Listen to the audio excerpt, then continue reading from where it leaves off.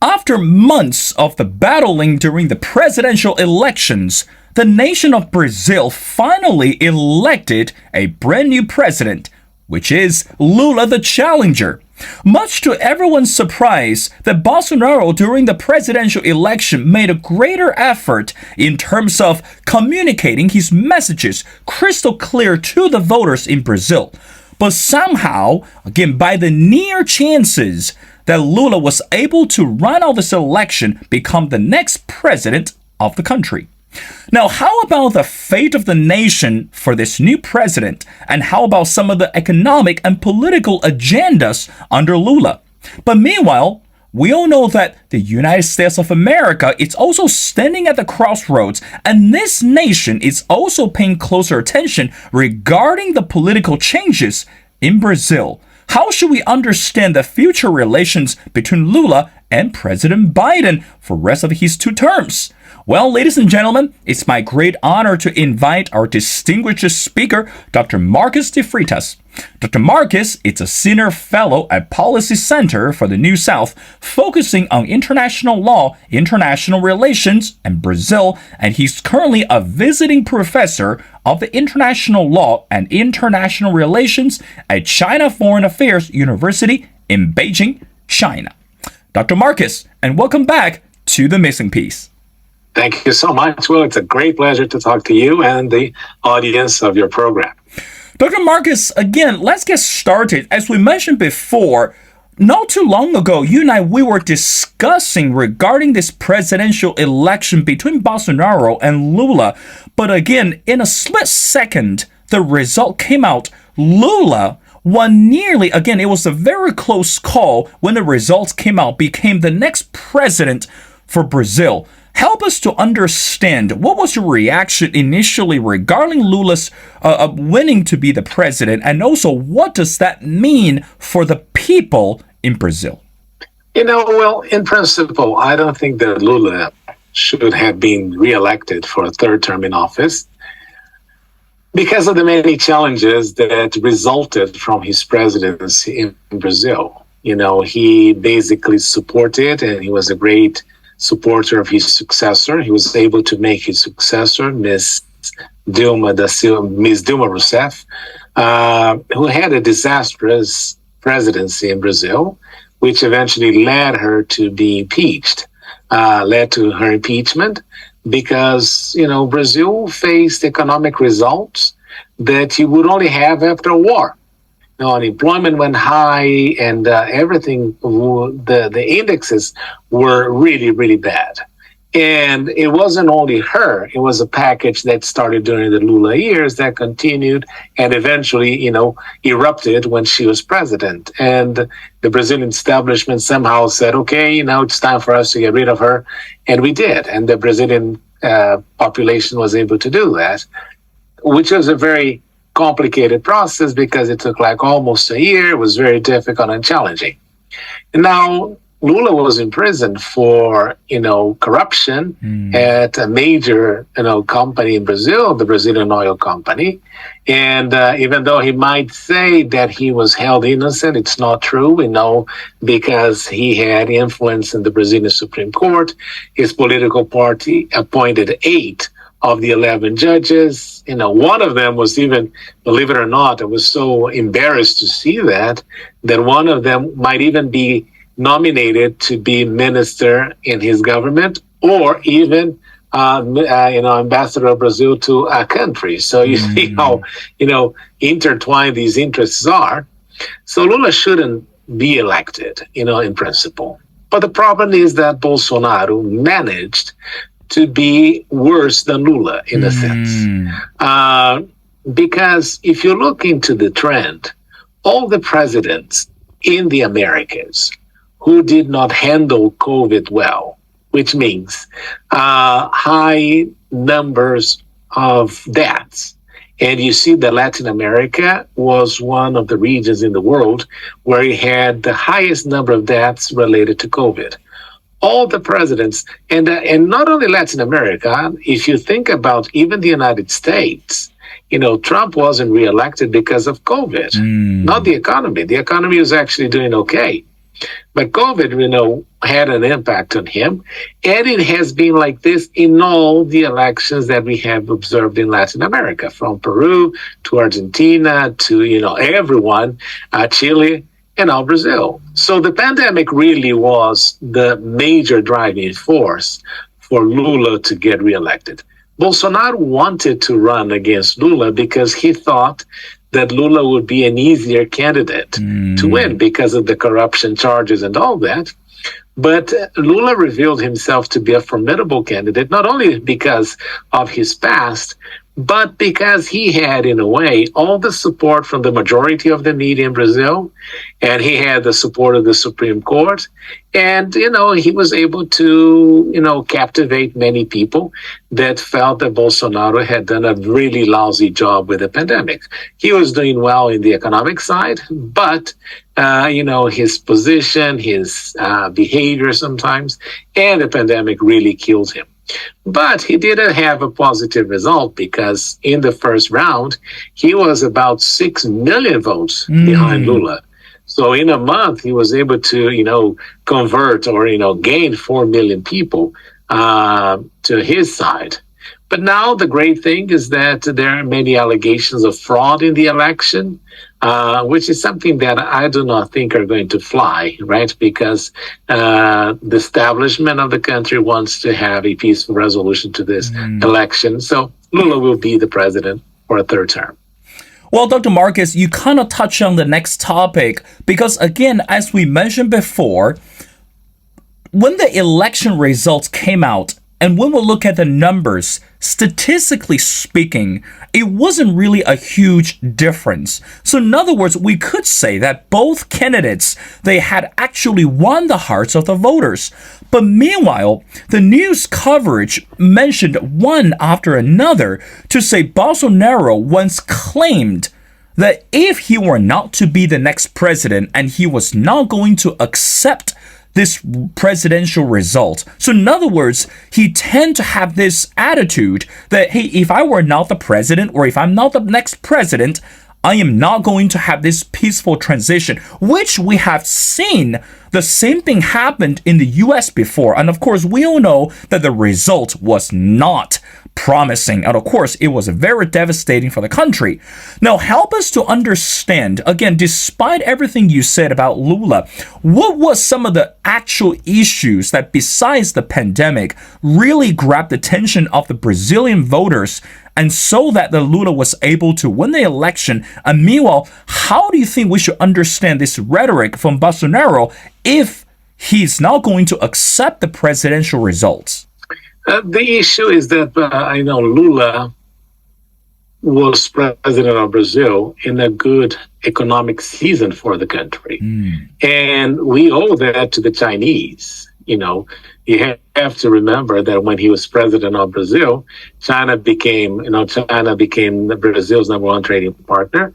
And not only that, China was also buying everything in Brazil because China was growing and all the programs that he did, and the zero hunger and all that, really what made the whole successful period of Lula da Silva at the time was the Chinese purchases in Brazil. So, he has to be very thankful for China in that special moment of the Brazilian economy.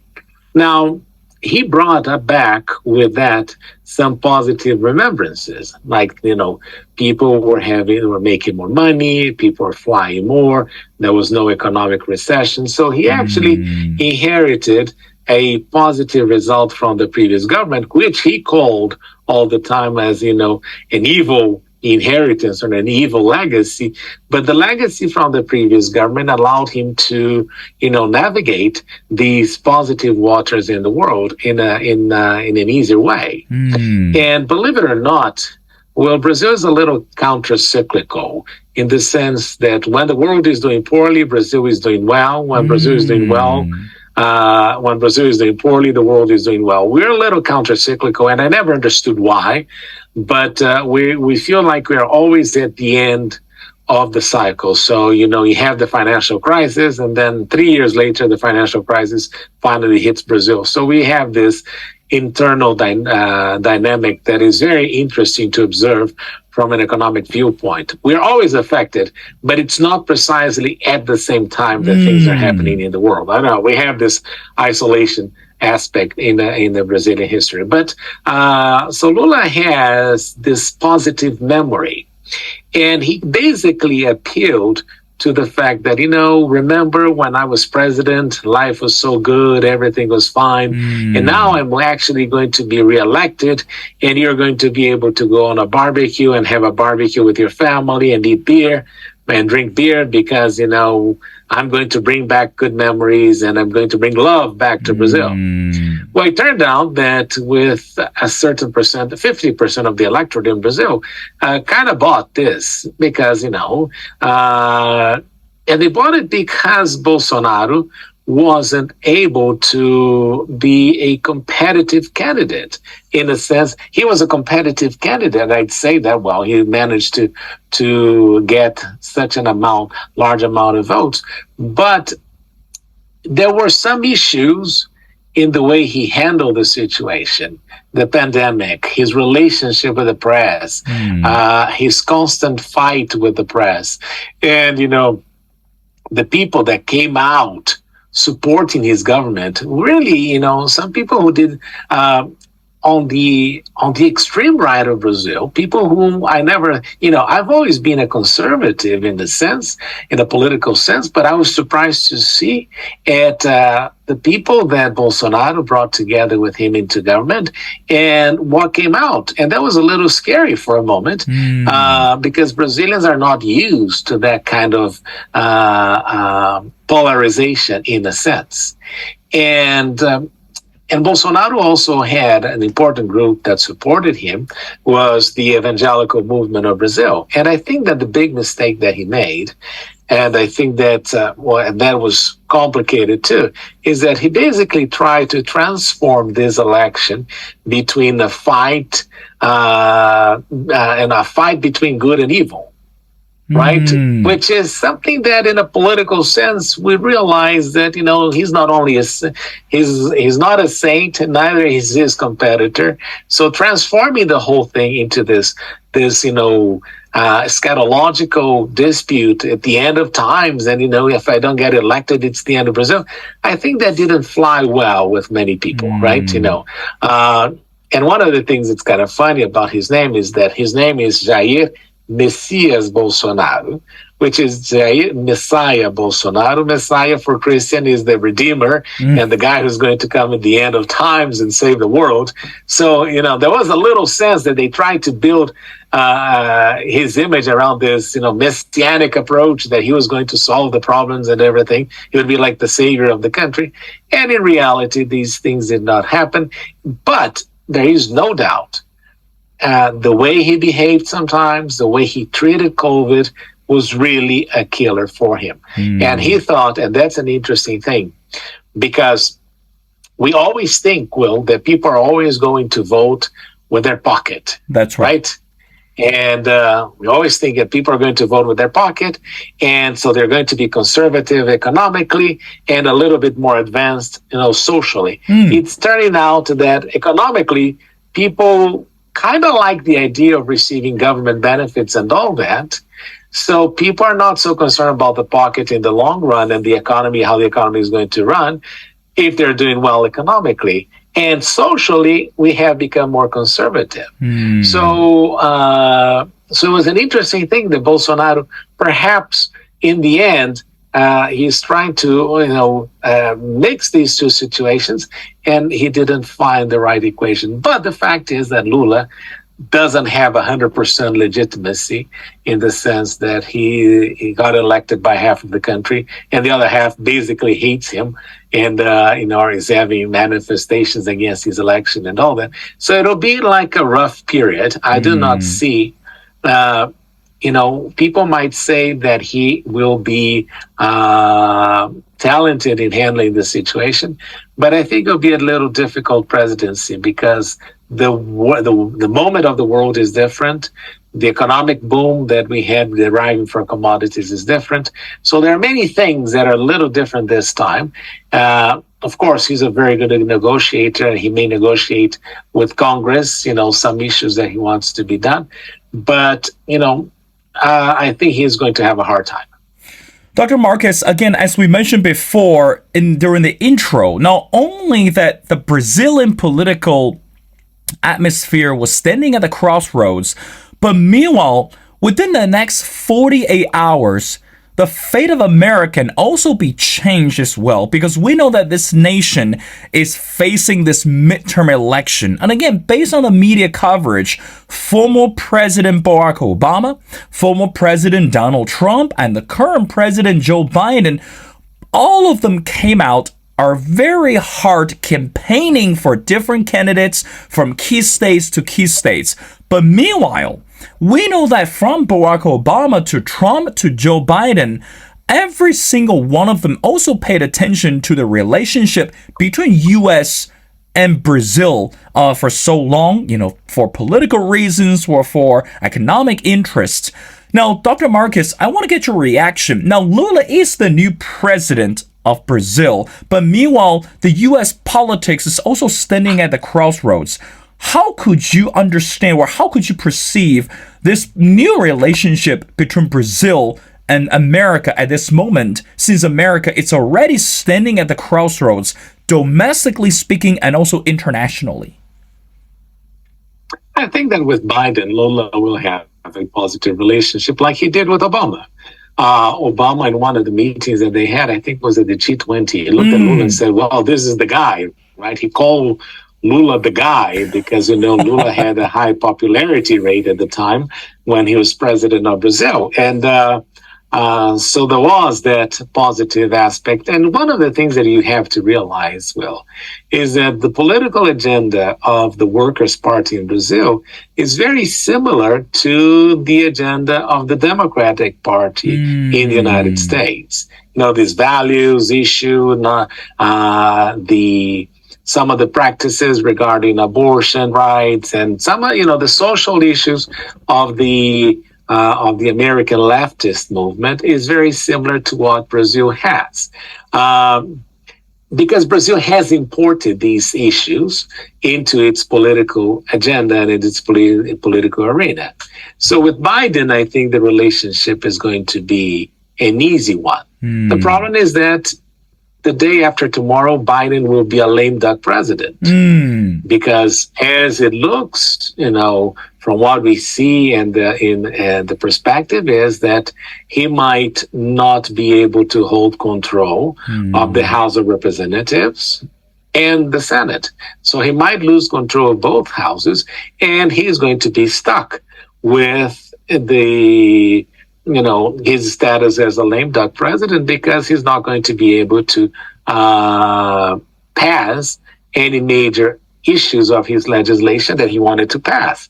And the great challenge that he will face if he loses control of both houses is that, particularly the House of Representatives, is that it's going to be payback time for what the Democrats did to Donald Trump, like, impeaching him twice and the whole process. And you have to realize, too, that in that sense, Trump is gaining a lot of leverage in the whole process because, many of the people who are getting elected or getting reelected or taking over positions are people who believe that the election was a fraud, and somehow they are major supporters of Trump.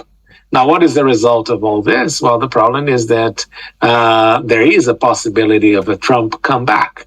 So if Trump comes back, it will be like in the middle of the Lula administration. So the relationship will tend to be a little bit sour, because apparently the relationship between Bolsonaro and Trump, where it was a good one. So I'm thinking that Lula today, when he's looking into this midterm election, he's probably hoping that Biden does better and that a Democrat gets reelected in 2024 as the next president of the United States. Now, the great challenge is this, and that's something that I wanted to emphasize here too. Usually when it comes to foreign policy, Republicans are better than Democrats. right? They're better, handling foreign policy and all that, because Democrats tend to be a little bit more protective of, the unions, the labor market, and all that. But we cannot discount the fact that ideologically, Lula and Biden will be playing on the same field, even though, Lula will never go around the country defending abortion and abortion rights and, Roe versus Wade and all that, because if he did that, he would basically be grilled by the Brazilian evangelical movement, which, a portion of its electorate supported him. Dr. Marcus, I know you're very busy. I got two more questions before letting you go. Now, let's talk about Lula again. Again, comparatively speaking, we know that whenever a new president is elected, after election, within the first 100 days, there have to be some signatory policies. So in other words, there has to be some drastic or dramatic changes within this domestic policies. Now, even though, again, we know that Lula has been elected as president before, but right now we're living at different time and different age. Of course, that under globalization, everything seems uncertain. So I want to get your intake and I get your perspective, Dr. Marcus. What do you think some of the significant policies under Lula's administration are going to come out very soon? So in other words, something so drastic and something so obvious that is very much different from what Bolsonaro had before. What's your prediction for that? You're asking me a very tough question, right?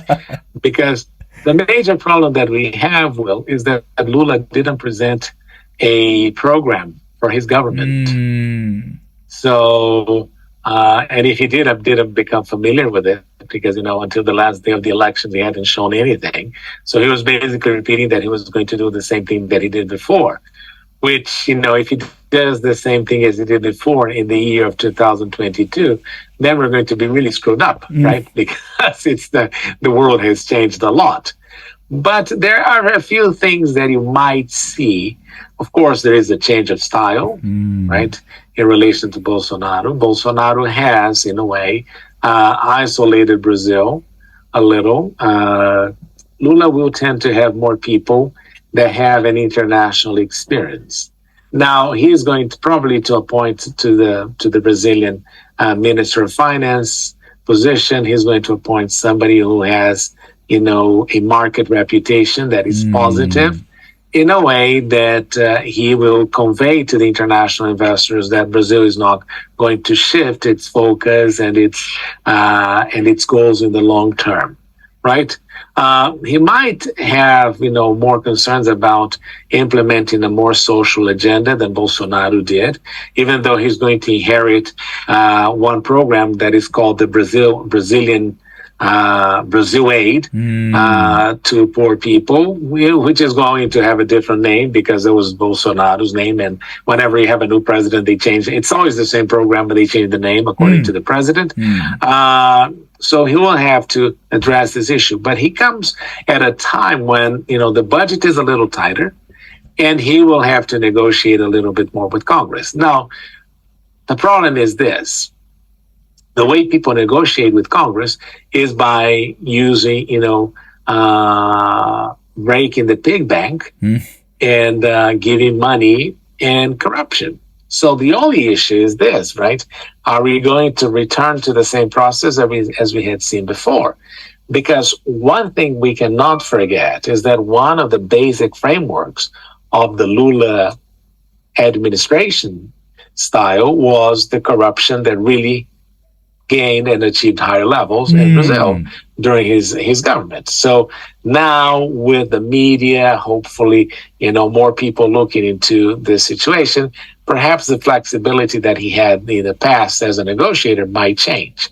But Brazil is a great country. Brazil is a large country. And I hope that one of the things that he might do that I think would be positive is if he looks into the relationship with China with, more careful eyes than he did when he was president.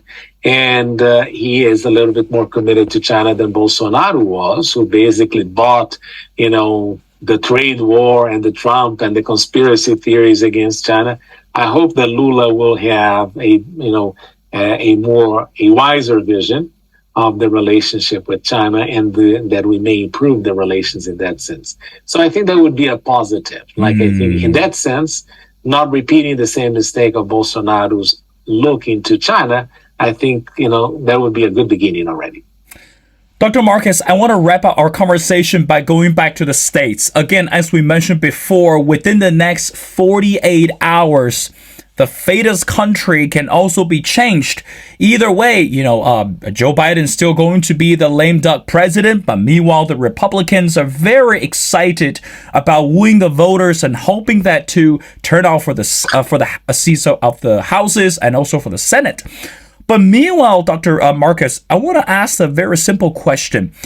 Do you think that after this midterm election, we are going to see less polarization in the U.S. in terms of political polarization? And if so, why do you think that we're going to see more or we're going to see less? I really would like to get your reaction on this, because we know that today, not only for the U.S., but also for many countries, political polarization is driving people apart from each other.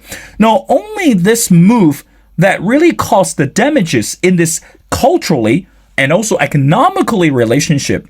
So let's just take for U.S., for example, how should we understand the political polarization, and are we going to see any changes after the midterm election? I don't think so.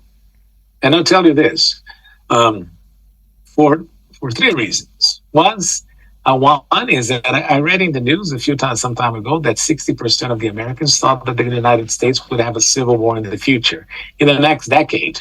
So I was really surprised to see that number, people thinking that would be a civil war in the United States. Wow. Second thing is that, you have figureheads in the whole process that are very divisive. And that is impossible to return the clock. Trump is not going to go away. Barack Obama is not going away, right? And that is a challenge that you have there, right? Because the actors behind this division they're not leaving the scene. And the third aspect is that you have some movements that for every movement that you have on one side, you have a reaction on the other one. So at the same time that you might have, the evangelicals becoming stronger and all that, you have the values, the LGBTQIA and the other groups that are somehow, establishing a balance in this situation, and they have a very conflictive perception of things on one side and the other. So I think that the more one side tries to implement its vision, the resistance on the other side increases. And that is something that spirals. And the problem is that none of the two sides, either Biden or Trump, have the capacity to, be able to be the adult in the room and, appease the situation and say, you know what, we're not going to go anywhere.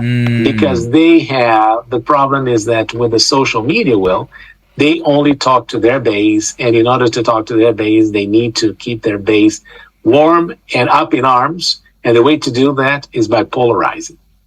You know what, Dr. Marcus, you made a great point, because again, by research, social media has been the number one reason why people have seen the increase in crimes and also in political division. And we just hope that those big tech companies are able to do something so that people can realize the value of have decent conversation among one another. Well, ladies and gentlemen, it's my great honor to speak to Dr. Marcus de Freitas. And Dr. Marcus is a senior fellow at Policy Center for the New South, focusing on international law and international relations in Brazil. Dr. Marcus, thank you so much for taking your time to be on the show. Again, it's always been a pleasure speaking to you, not only about these political changes in Brazil, but also about any other political changes across the continent. We love to have you back on the show as soon as we can find the results, or the results come out regarding the midterm election or the future of the country. Thank you, Dr. Marcus, for doing this.